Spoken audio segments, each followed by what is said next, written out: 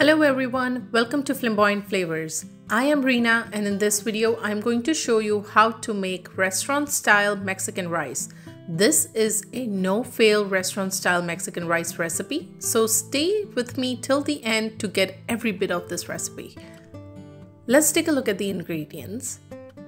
I have 2 cups of long grain rice, 1 red bell pepper, 4 roma tomatoes, 1.5 cups of water, 2 teaspoons of cumin powder, 2 teaspoons of red chili powder, 4 teaspoons of taco seasoning, 3.5 teaspoons of salt, 2 garlic clove, 1/4 cup of sweet peas, and 3 tablespoons of oil.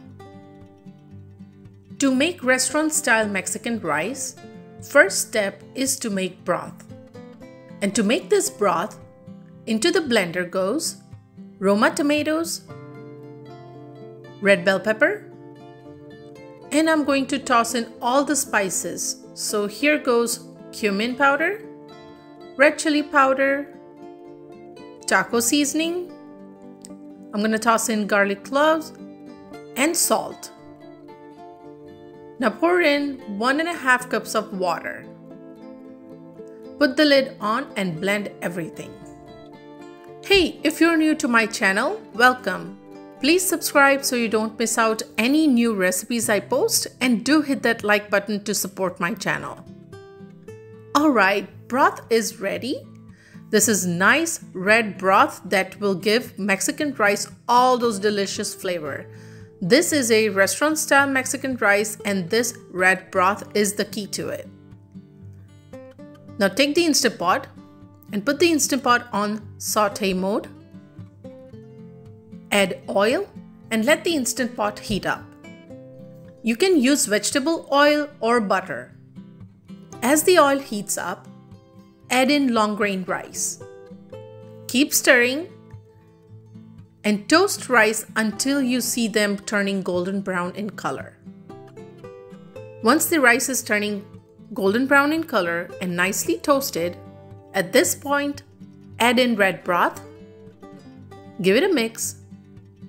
If you have added enough oil or butter, then rice won't stick at the bottom of the pot.